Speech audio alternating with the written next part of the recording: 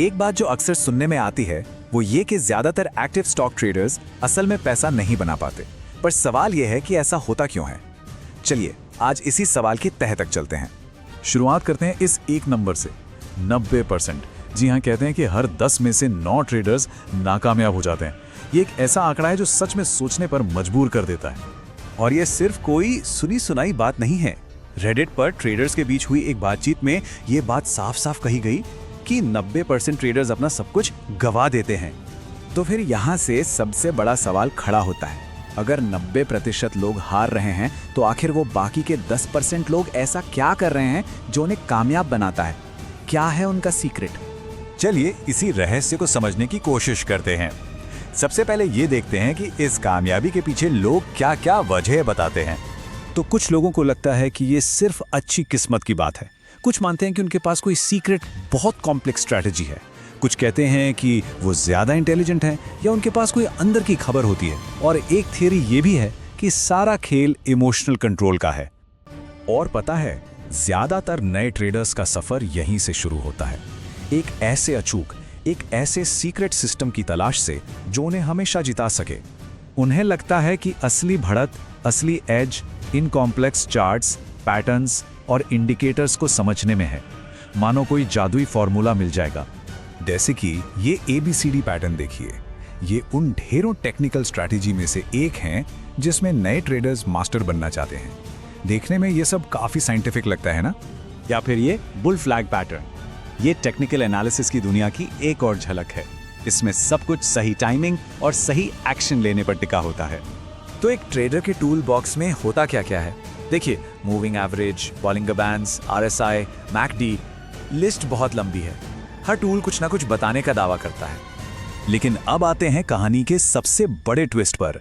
क्या हो अगर असली लड़ाई मार्केट से नहीं बल्कि खुद के दिमाग से हो? जरा सोचिए, क्या हो अगर ट्रेडिंग का सबसे मुश्किल हिस्सा इन चार्ट्स और इंडिकेटर्स से बिल्कुल अलग हो? अगर असली दुश्मन कहीं और छुपा हो? और यहीं पर एंट्री होती है हमारे दिमाग के एक खेल की, जिसे कहते हैं लॉस अवर्जन बायस। इसका सीधा सा मतलब है कि हमें 100 रुपए पाने की खुशी से कहीं ज्यादा दुख 100 रुपए खोने का होता है, और यही डर हमारे फैसलों पर हावी हो जाता है। और असल ट्रेडिंग में ये कैसे दिखाई देता है? एक रेडिट यूजर ने इसे बिल्कुल सही शब्दों में बताया है। ट्रेडर्स घाटे वाले स्टॉक्स को इस उम्मीद में पकड़े रहते हैं कि वो वापस ऊपर आएगा, और थोड़े से मुनाफे वाले स्टॉक को डर के मारे जल्दी बेच देते हैं कि कहीं ये मुनाफा भी चला ना जाए। अब बात करते हैं दूसरे मनोवैज्ञानिक जाल की, जिसे कहते हैं ओवर कॉन्फिडेंस बायस। मतलब अपनी काबिलियत, अपनी नॉलेज को जरूरत से ज्यादा आंकना, ये सोचना कि हमें सब पता है। और इस ओवर कॉन्फिडेंस का नतीजा, जैसा कि एक रेडिटर ने कहा, इसमें बहुत ज्यादा योलो यानी यू ओनली लिव वंस वाला एटीट्यूड आ जाता है। लोग इतना बड़ा रिस्क ले लेते हैं कि एक ही गलत ट्रेड में हफ्ते भर की मेहनत की कमाई डूब जाती है। तो फिर वो कामयाब 10% लोग ऐसा क्या अलग करते हैं? जवाब है, वो सिर्फ सिस्टम पर नहीं बल्कि सिस्टम और साइकोलॉजी दोनों को साथ लेकर चलते हैं। चलिए देखते हैं कैसे। तो सबसे पहले ये समझना होगा कि कोई एक रहस्य या कोई जादुई फॉर्मूला नहीं है। कामयाबी एक डिसिप्लिन्ड, एक इंटीग्रेटेड सिस्टम से आती है। इस सिस्टम के 3 सबसे जरूरी हिस्से हैं। पहला, एक टेस्ट की हुई स्ट्रैटेजी। दूसरा, बहुत सख्त रिस्क मैनेजमेंट, यानी अपने नुकसान को कैसे कंट्रोल करना है। और तीसरा, इमोशनल डिसिप्लिन। ये तीनों एक साथ काम करते हैं। इसे एक उदाहरण से समझिए। बाईं तरफ एक अच्छा ट्रेड सेटअप है जहां जीतने पर ज्यादा मिलेगा और हारने पर कम जाएगा। वहीं दाईं तरफ एक खराब सेटअप है जहां रिस्क ज्यादा है और रिवॉर्ड कम।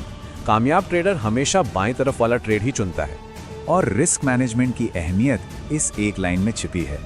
खेल ये नहीं है कि आप कितना कमाते हैं, खेल ये है कि आप कितना नहीं गवाते। कैपिटल बचाना ही पहली प्राथमिकता है। और आखिर में एक बहुत ही जरूरी फर्क समझना होगा, ट्रेडर और इन्वेस्टर में क्या अंतर है। क्योंकि जब हम 90% लोगों के फेल होने की बात करते हैं तो हमें पता होना चाहिए कि हम किसकी बात कर रहे हैं।